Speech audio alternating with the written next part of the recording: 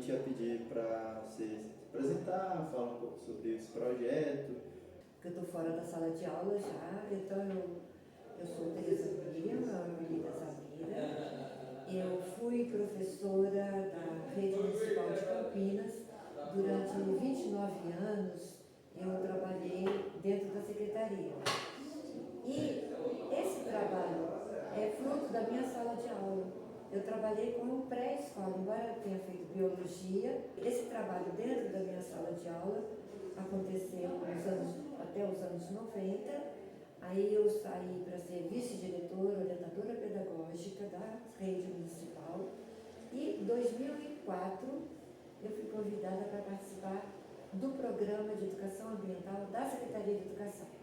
Então, de 2004 a 2009, eu percorri as escolas da Prefeitura de Campinas, levando a ecobrinquedoteca como estímulo para usar a sucata, reutilizando esse material para fazer jogos, brinquedos, fantasia, bandinha, e material pedagógico também, né? E durante essa caminhada dentro da rede municipal, eu tive muita vontade até de aposentar e continuar com esse trabalho. Eu tinha esse trabalho dentro do Parque Ecológico de Campinas. Lá, hoje separaram, mas dentro do Instituto Agronômico, lá no Instituto Biológico, eu tinha 400 metros quadrados de um antigo estábulo que hoje, quando eu cheguei nesse local, dentro do Instituto Biológico, ele fazia parte do Parque Ecológico, ele tinha sido construído para ser uma escola técnica agrícola e o MEC não aprovou. Então, quando eu cheguei lá, encontrei mesas, 130 cadeiras de braço, estantes, arquivos, mesa secretária, mesas redondas. Então estava pronto para acontecer essa escola. Tinha geladeira embalada, fogão embalado, tudo embalado. E a diretora do parque falou que eu poderia usar aquele espaço. Então, 15 anos eu usei esse espaço, a princípio pela Ecobrinquedoteca, pela Prefeitura de Campinas. Em 2010 a gente montei junto com duas amigas, Emília Machon e Carolina Ribeiro, nós três montamos essa ONG que chama Cultura Esperantista e Ecobrinquedoteca. E nosso foco, nossa missão é ensinar pessoas acima de 16 anos que precisam do lúdico sustentável. Então, monitor, professor, babá, psicólogo, psicoterapeuta, pedagogos em geral, inclusive pessoal da educação física também sempre nos chama para dar uma aula lá, que é o Brincar na Educação Infantil, que é essa matéria. Em vários outros locais a gente é chamada para mostrar esse trabalho feito. Então, assim, depois que eu me aposentei em 2009, em 2010, a gente montou essa ONG e estamos aqui para a formação de quem precisa do lúdico sustentável. Tá? Então, saber da onde que surgiu essa ideia, da onde exatamente você tirou essa ideia? Isso. A Ecobrinquedoteca, ela surgiu do trabalho que eu falo que desde que eu nasci, a gente utilizava quando criança materiais para fazer nossos brinquedos, porque não existia uma casa da Barbie, linda, cor-de-rosa. Não, a nossa casinha de boneca para brincar, a gente ia no quintal, pegava tijolo para fazer fogãozinho, até acendia fogo, fazia arroz doce numa latinha. Então, assim, a nossa casinha era feita com as tralhas do quintal, né? Então, reutilizar coisas para fazer brinquedos. Eu lembro que meus irmãos fizeram um carrinho de rolimã para eles e fizeram um patinete para as meninas. Então, desde aquela época já tinha uma certa separação de brinquedos de menino e menino, que hoje a gente tenta não fazer essa separação, né? Principalmente por que não brincar de carrinho se as mulheres podem ser motorista de ônibus, de caminhão, né? Então, a gente também trabalha essa questão. E a perspectiva das escolas, das instituições de vocês levam essas As escolas estão requisitando nosso apoio, né, para poder entrar com a ludicidade na sala de aula. Sim. E realmente, dá para aprender brincando, muito. E é muito mais prazeroso, né? O brincar, ele permeia a vida de todos os seres humanos e não é só, o brincar não é só para criança. Eu encontrado muitas pessoas de idade, por exemplo, eu trabalho com idosos da Unicamp, no programa Universidade, e trabalho com os idosos do Saúde Toda a Vida da Unimed.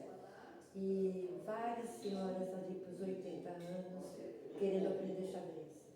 E o retorno que eu tive foi que elas começaram a ensinar os netos de 4, 5 anos, então tem um parceiro para jogar xadrez com as crianças. Então é muito gratificante ver que esse brincar que a gente está levando para os idosos, eles estão conseguindo levar para casa, que a gente ensina eles a fazerem o jogo e jogam com os netos. E estão tirando até os adolescentes dos celulares. Então tem muito jogo interessante que dá para jogar a família toda. Até porque tem alguns jogos que realmente a gente consegue fazer em casa, né? Com os materiais que se encontram lá. Tudo. Um exemplo é o próprio xadrez. Uma vez a gente já fez isso. Eu tenho um que é feito de acute com papel machê, eu já expus até em Paris. Um congresso de brinquedotecas que tem a cada 3 anos pela Associação Brasileira de Brinquedoteca, que eu sou conselheira, e nessa Associação Brasileira de Brinquedoteca, que chama ABRE, os congressos acontecem a cada 3 anos num país diferente. O próximo, se não me engano, vai ser em Xangai, ou Singapura. Então, eu fui no de Paris e no da Holanda. E uma amiga minha foi no da África do Sul. Então, esses congressos trabalham a questão do brincar e reúne as pessoas que têm brinquedoteca do mundo inteiro. Então, e a gente vê o quanto que o brincar, ele perpassa todas as idades. Não tem limite. Né? Então, assim, eu falo que de 0 a 100 e poucos anos, todo mundo brinca e pode, para os idosos inclusive, conexões interessantes, né? Para poder afastar o alemão. Uma história, algo que marcou. Então, quando eu estava como professora da pré-escola, né, meus alunos eram 6 anos de idade. E aí um aluno meu fez um jogo que a minha mãe fez para mim quando eu tinha 10 anos. Ela fazia uma tampa de caixa de camisa, usava botões para poder a gente jogar. E aí esse garoto viu esse jogo, desenhou numa folha, pegou as tampinhas, na sala tinha bastante sucata, pegou as 3 tampinhas de um jeito, 3 do outro, levou para casa e falou para o pai e para a mãe: olha o jogo que eu inventei. Aí ensinou os pais a jogarem. Um dia o pai chegou na sala, eles estavam jogando esse jogo na minha sala. Aí ele falou: oh, esse aí é o jogo que o Diogo inventou? Eu olhei para o Diogo e falei: Diogo, você inventou esse jogo? Ele fez assim: eu já registrei meus direitos autorais. Então, assim, uma criança de 6 anos, nos anos 90, com essa capacidade de criar e da noção de que tem que registrar, né, os direitos autorais. Então, assim, eu achei isso fabuloso, né? Era uma criança muito fora da caixinha até, né? Porque entender disso, com 6 anos, eu fiquei encantada. E a criatividade dele, né? De fazer e tomar a autoria da coisa. Eu acho super interessante. Então, eu sei o quanto o jogo tem sido um recurso pedagógico lúdico. Ninguém ensina o que não sabe. Então, para você ensinar jogos, para você entrar com o jogo na sala de aula, você tem que conhecer muito bem o jogo, ver todas as possibilidades. Vamos jogar, vamos brincar, vamos ensinar, né, o raciocínio lógico, matemático, criatividade. A gente tem jogos também para alfabetização. Nós temos... É legal, realmente, porque a gente, além da sonoridade, você consegue atividades. Então, conversando, numa dinâmica, você consegue desenvolver outras formas de pensamento. Sim. Mesmo que esse aqui, né, para poder conseguir ver as três possibilidades do dado, de repente um vê, o outro fala, não, tem. Nossa, quantas vezes eles ficam quietos aqui, eu não sei o que eles estão pensando. Às vezes não estão pensando em nada, só pensa uma jogada e fica lá, uma jogada, não consegue ver outras coisas. Então, a riqueza de você poder fazer um jogo, ensinar colaborativamente, cooperativamente. E isso faz a diferença, sabe?